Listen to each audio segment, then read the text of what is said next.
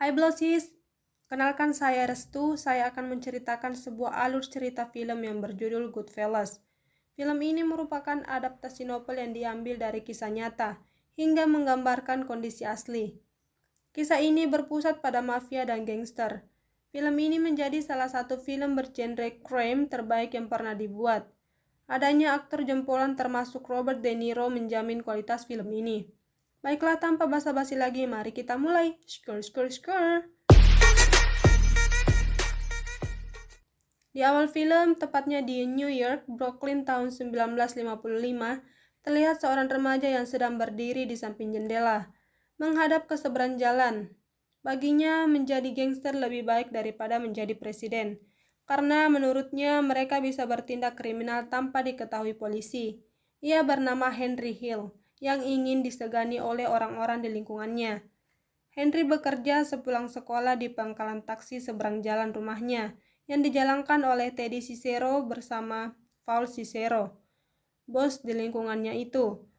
Keluarganya senang Henry bekerja, sampai pada akhirnya ayah Henry mendapat surat dari sekolah bahwa Henry sudah beberapa bulan tidak ke sekolah. Ia dipukul oleh ayahnya, bahkan dicambuk. Keesokan harinya, ia memberitahu Teddy apa yang terjadi kepadanya. Lalu Teddy memerintahkan anak buahnya untuk menangkap dan menyiksa akang pos yang selalu mengantar surat dari sekolah ke rumahnya. Ini salahnya akang pos di mana ya? Teddy mengatakan agar semua surat dari sekolah yang ditujukan ke rumah Henry diantar ke rumah Teddy. Semenjak itu tidak ada lagi surat yang datang ke rumah Henry. Henry memiliki penghasilan yang dibilang fantastik untuk anak seusianya, bahkan ia mengalahkan pendapatan orang dewasa. Di sebuah bar, di sini Henry pertama kali bertemu dengan Jimmy yang dikenalkan oleh Paul. Sedikit cerita tentang Jimmy, dia adalah salah satu orang yang paling ditakuti di kota. Ia pernah dipenjara dan membunuh untuk bos mafia. Yang paling ia sukai adalah mencuri, dan dia salah satu perampok terbesar di kota. Suatu hari, Henry disuruh untuk menjual rokok dan sialnya dia kedapatan oleh polisi. Tentu saja itu tidak diizinkan karena masih di bawah umur. Ia lalu ditangkap dan diberi pengarahan. Saat Henry bebas, ia mengira bahwa dirinya akan dimarahi habis-habisan. Tetapi malah disambut hangat oleh Jimmy, Paul, dan lainnya karena ia tidak buka mulut dan mengaporkan yang lain.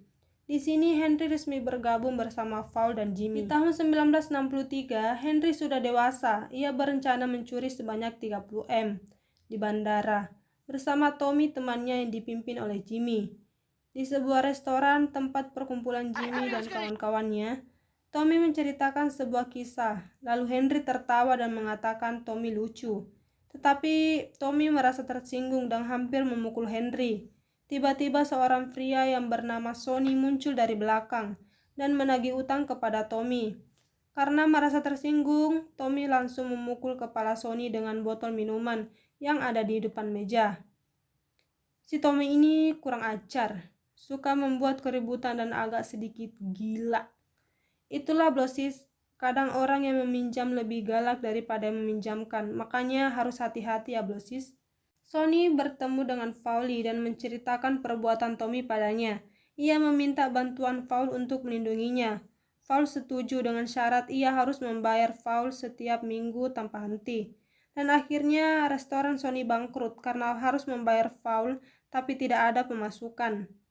Scene berpindah ke sebuah restoran. Henry datang karena paksaan Tommy untuk double date. Karena wanita yang disukai Tommy tidak ingin jika temannya tidak ikut. Di sini Henry dan Karen pertama kalinya. Pertemuan pertama mereka tidak tertarik sama sekali. Pertemuan kedua Henry tidak datang. Itu membuat Karen marah dan berani untuk mendatangi kediaman Henry. Sambil berteriak di hadapan banyak orang, itu membuat Henry tertarik. Henry datang ke rumah Karen dan mengaku berdarah setengah Yahudi kepada ibu Karen. Karena ibunya tidak setuju jika Karen berpacaran dengan pria yang bukan keturunan Yahudi. Henry dan Karen masuk melalui kitchen restoran tanpa harus mengantri di pintu depan, sambil membagikan tip kepada staf yang in charge. Itu membuat Karen takjub dan terkesima oleh Henry karena ia masih muda tetapi memiliki koneksi yang luar biasa. Saat Henry menagih utang kepada Mori, ia mendapat telepon bahwa Karen dilecehkan oleh tetangganya yang bernama Bruce. Henry merasa kesal dan marah. Bagaimana tidak marah? Pacarnya diperlakukan seperti itu. Henry memukul kepala Bruce dengan pistol lalu menitipkannya pada Karen agar menyimpannya. Di hari pernikahan Henry dan Karen, Karen diperkenalkan oleh keluarga Fowl yang hampir semua bernama Peter dan Fowl. Dan mereka semua menikah dengan wanita yang bernama Mary. Bahkan putra dan putri mereka memiliki nama demikian. Semenjak menikah, Henry gila kerja dan mencari uang sebanyak-banyaknya. Ia jarang pulang. Detektif pun nampak akrab dengan Karen karena mereka sering mendatangi rumah Henry untuk menggeledah, hingga Karen menawarkan kopi. Sejauh ini hubungan Henry dan Karen baik-baik saja, bahkan mereka hangout bareng keluarga Jimmy dan teman-temannya. 11 Juni 1970, di Sweet Lounge, seorang pria yang bernama Bates terlihat mengajak Tommy mengobrol, sampai pada akhirnya ia membahas kotak semir dan berkata julukan Tommy adalah Tommy si penyemir. Ia hanya bercanda, tapi Tommy baper dan merasa terhina.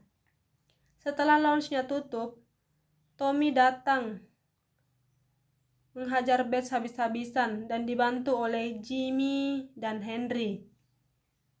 Saya sebut mereka trio JHT, Jimmy, Henry, Tommy. Sampai akhirnya Bates meninggal dan mereka pergi untuk mengubur Bates. Tapi mereka mampir ke rumah ibu Tommy untuk mengambil sekop. Ia berbohong pada ibunya bahwa ia menabrak rusa saat keluar kota. Jadinya darahnya ada di mobil adalah darah rusa. Lalu mereka mengubur Bates.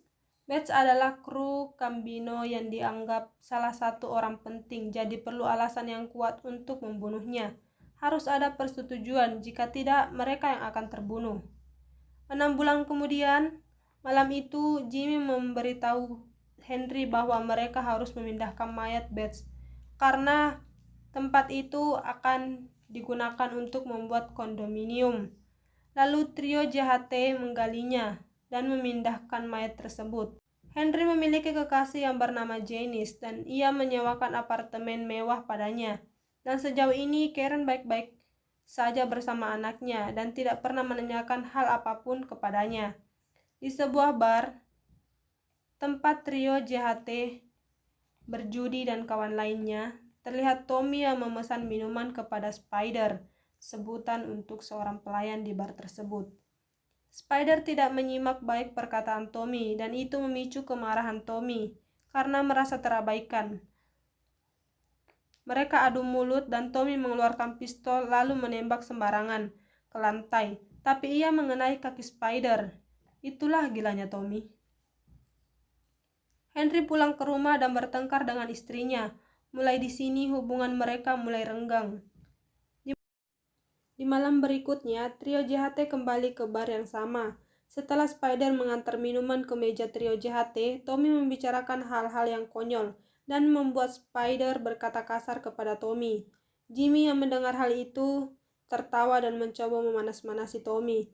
Tiba-tiba Tommy mengeluarkan pistol lalu menembak dada Spider sebanyak 6 kali hingga tewas. Sim berpindah ke apartemen Janice. Karen datang labrak Janice dan mengatakan untuk tidak mengganggu suaminya lagi. Seandainya di sini ada Facebook dan IG, viral nggak tuh si pelakor? Keesokan harinya, Fowley dan Jimmy datang ke apartemen Janice. Henry dinasehati oleh mereka karena Karen datang menemui mereka dengan marah-marah. Dan agar Henry segera berbaikan dengan istrinya, apalagi mereka punya anak. 2 hari kemudian, di Tampa, Florida, Henry dan Jimmy menagih utang kepada seorang pria dan menghajarnya habis-habisan. Setelah mereka pulang, mereka diliput. Ternyata orang yang mereka pukul mempunyai saudara yang bekerja di FBI. Jimmy dan Henry dipenjara ke tempat yang berbeda. Di tahanan, Henry menjual obat-obatan terlarang kepada napi lainnya dan bekerja sama dengan penjaga yang diselundupkan oleh istrinya setiap minggu. Henry melakukannya agar mencari nafkah untuk anak-anak dan istrinya. Semenjak di sini, Henry tidak lagi berhubungan dengan Janice. 4 4 tahun kemudian, Henry bebas. Henry dan keluarganya pergi ke rumah Paul untuk makan bersama. Di sini, Paul memberitahu Henry agar tidak menjual obat-obatan itu lagi. Ternyata ia tahu perbuatan Henry waktu di penjara, dan ia juga menyuruh agar menjauhi Jimmy dan Tommy karena mereka terlalu nekat. Paul tidak ingin Henry hancur dan mati di penjara. Bukannya Henry bertobat, justru makin menjadi-jadi. Ia bahkan mengolah narkoba bersama Sandy, teman Janice, untuk ia jual dan dibantu oleh Jimmy dan Tommy. Malam itu tampak Jimmy yang mengumpulkan rekan-rekannya untuk melakukan pencurian terbesar dalam sejarah Amerika. Pencurian Lufthansa. Mereka membagi tugas masing-masing. Hanya Mori yang menyulitkan mereka karena meminta DP kepada Jimmy, karena merasa ialah yang memberikan info penting itu. Saat sedang mandi, Henry mendengarkan berita bahwa pencurian Lufthansa berhasil dilakukan. Itu membuat Henry teriak histeris karena berhasil. Mereka party dan orang-orang yang terlibat datang ke tempat biasa mereka merencanakan sesuatu. Jimmy telah membagi uangnya kecuali untuk Mori. Jimmy memperingatkan agar jangan membeli barang-barang yang mahal, karena itu hanya akan menarik perhatian banyak orang, dan bisa-bisa mereka ditangkap. Tetapi Henry bahkan membeli pohon yang Natal yang mahal, padahal ia tidak terjun langsung dalam perampokan itu. Jimmy berencana untuk membunuh Mori karena Mori terus-terusan mengusik Jimmy perihal uang. Tommy menusuk kepala bagian belakang Mori menggunakan obeng. Bella, istri Mori, datang mencarinya, tapi ia tidak mendapatkan apa-apa. Jimmy melenyapkan semua orang-orang yang terlibat perampokan di malam itu, kecuali Henry dan Tommy. Pagi itu, Jimmy terlihat sangat senang karena Tommy akan segera naik pangkat menjadi salah satu anggota mafia. Dan yang menjadi anggota mafia adalah orang yang murni berdarah Italia. Dengan menjadi mafia, mereka tidak akan terlacak. Dan mereka bebas melakukan apapun kepada orang lain asal jangan sesama anggota. Jimmy menelpon untuk mendapat kabar tentang Tommy, tapi hanya kabar duka yang ia dapatkan. Tommy meninggal membuat Jimmy frustasi dan marah karena hal itu.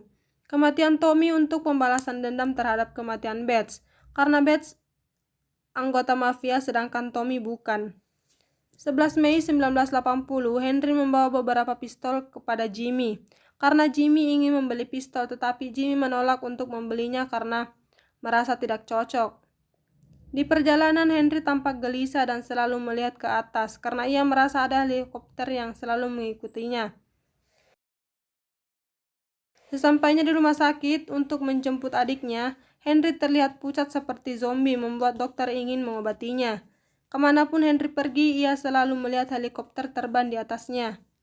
Henry berhasil menjual pistol yang ditolak Jimmy lalu membeli obat terlarang untuk diolah di rumah Sandy. Henry menyuruh Louis untuk menelpon dari luar agar tidak ada yang tahu bahwa ada paket dari rumah Henry dengan nomor penerbangannya. Tetapi Louis tetap menelpon dari rumah Henry. Lalu ia segera ke rumah Sandy untuk meracik obat-obatan tersebut untuk dikirim. Malam itu, Henry keluar untuk mengantar Louis pulang mengambil topi yang dia anggap jimat. Di perjalanan ada sweeping. Henry, Louis, bahkan Sandy pun ditahan. Ternyata helikopter yang selama ini ia lihat adalah polisi narkotika. Mereka sudah 1 bulan mengikutinya. Akhirnya Henry dipenjara kasus obat-obatan terlarang. Tapi Henry bebas karena Karen menjual rumah ibunya untuk menebus Henry. Sesampai di rumah, Henry mencari paket yang ia sembunyikan.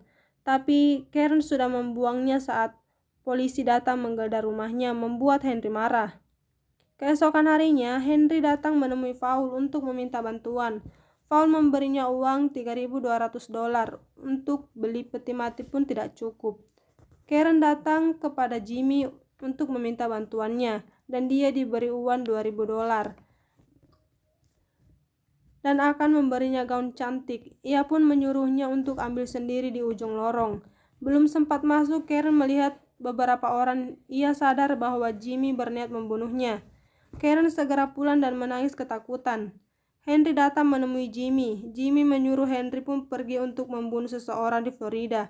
Saat itu Henry tahu bahwa Jimmy berencana untuk hendak membunuhnya, karena selama ini ia tidak pernah disuruh untuk membunuh siapapun.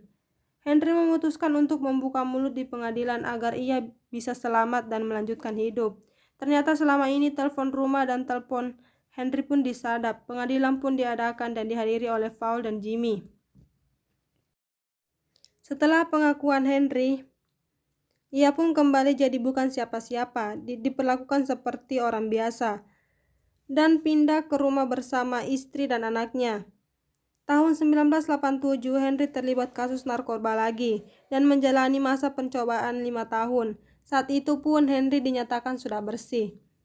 Pada tahun 1989, Henry dan Karen berpisah setelah 25 tahun menikah.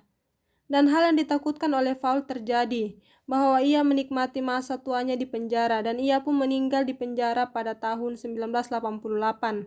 Sedangkan Jimmy menjalani hukuman 20 tahun ditambah seumur hidup karena ia membunuh saat masih di penjara. Hingga 2004 ia belum bisa bebas bersyarat. Tamat.